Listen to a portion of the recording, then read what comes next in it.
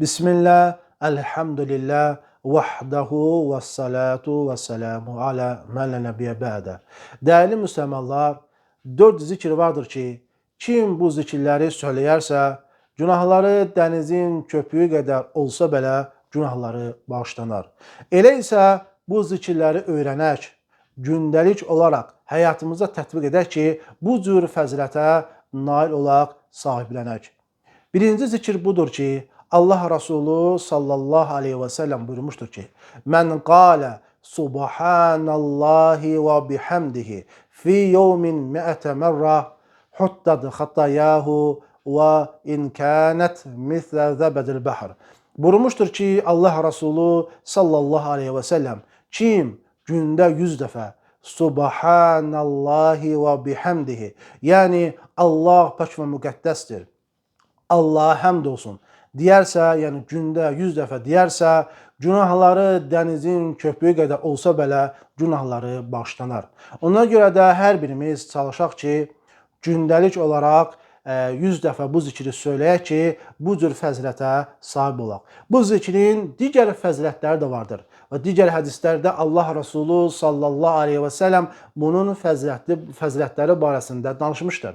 Buyurmuşdur ki, kim səhər axşam 100 dəfə subhanallahi və bihamdihi deyərsə, qiyamət günü heç kəs ondan daha fəzilətli bir əməllə gəlməz. Və digər hədisdə Allah Resulü sallallahu aleyhi və səlləm buyurur ki, bu zikir dilə yüngül, tərəzidə ağır gələn bir zikirdir. Ona görə də çalışaq biz bu zikri səhər axşam 100 dəfə söyləyək ki, bu cür fəzilətli bir zikrə söyləyərək böyük bir savaba nail olaq. İkinci zikir odur ki, Allah Resulü sallallahu aleyhi və səlləm buyurmuşdur ki, kim namazı qılıb qurtardıktan sonra 33 dəfə subhanallah, 33 dəfə elhamdülillah, 33 dəfə Allahu Ekber deyərsə, bu ümumilikdə 99 edir. 100-cü isə bu zikirləri 99 edir. Bunu qurtardıktan sonra 100-cü olaraq bu zikri deyərsə, yani la ilahe illallahu vahdahu la şerike lehu, lehul mulku ve lehul hamdu ve huve ala kulli şeyin qadirun deyərsə, buyurur ki, sallallahu aleyhi ve sellem, gufirat hatayahu ve in kanat misle zebedil bahr. Buyurur ki, onun günahları dənizin köpüğü qədər olsa belə günahları bağışlanır. Və bunu çalışaq biz namazı qurtardıktan sonra bu zikirləri söyləyək. Çünki təəssüflər olsun ki, bəzi müsəlmanlar namazı qılıb qurtardıktan sonra namazı qıldığı yeri tez tərk edirlər, zikirlər etmirlər. Ona görə çalışaq ki, biz də bu zikri namazı qurtardıktan sonra söyləyək ki, bu cür fəzilətə sahib olaq. Üçüncü zikir budur ki, Allah Resulü sallallahu aleyhi və səlləm buyurur ki, "Mə aləl ardı əhədun yəqulu." Yer üzərində olan bir kəs bunu deyərsə, "La ilahə illallahu vallahu ekberu və la havlə və la quvvət illə billahi." Yəni, Allah'tan başqa ibadətə haqq məbud yoxdur. Allah ən böyükdür. Güc və qüdrət yalnız Allah'tandır. Yəni, bir də o zikri təkrarlayıram. La ilahə illallahu vallahu ekberu və la havlə və la quvvətə illə billahi. Bu zikri deyərsə, buyurur ki, sallallahu aleyhi və səlləm, illə kuffirat anhu xatayahu və ləv kânət mislə zəbədil bahr. Buyurur ki, onun günahları bağışlanar, hətta onun günahları dənizin köpüğü qədər olsa belə.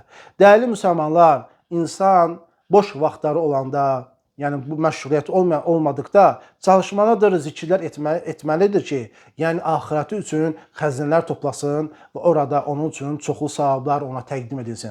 Ona görə də bu zikirlərdən də belə bu zikir etməlidir ki, insan boş vaxtında bu zikir etməlidir ki, bu zikirdə böyük bir fəziləti var. O da nədir? İnsanın günahları dənizin köpüğü qədər olsa belə onun günahları bağışlanar. Dördüncü zikir odur ki, dəyərli müsəlmanlar, Allah Resulü sallallahu aleyhi və səlləm buyurur ki, "Mən qalə hinə yəvi ilə firəşihi." Kim yatağına gediyi zaman deyərsə, La ilahe illallahu vahdehu la şerike lehu. Lehul mulku ve lehul hamdu ve huve ala kulli şeyin kadirun. La havle ve la kuvvete illa billahil aliyyil azimi. Subhanallahi velhamdülillahi ve la ilahe illallahu vallahu ekber. Bu zikri deyərsə, Allah Resulü sallallahu aleyhi ve sellem buyurur ki, "Gufirat lehu zunubuhu və ləv kənət mislə zəbədil bəhr." Buyurur ki, onun günahları, yəni dənizin köpüğü qədər olsa belə onun günahları bağışlanır. Ona görə insan yatağına girdikdə telefonla oynamamalı, telefonla, internetdə başqa şeylər baxmamalı. Nə etməlidir? Yatağa girdikdə o, yəni sünnədə gələn zikirləri söyləməlidir ki, o böyük fəzilətə sahib olsun. O zikirlərdən də biri budur ki, yəni bu zikri kim söyləyərsə, günahları dənizin köpüğü qədər olsa belə günahları bağışlanır. Ona görə də Allah subhanahu və teala dua edirəm ki, hər birimizi daima Allah azə cəllə, yəni salih əməllərə müvəffəq etsin. Subhanak Allahumma bihamdik, əşhədu ən la ilahe illə ənt, əstəğfiruka və etûbu ileyk.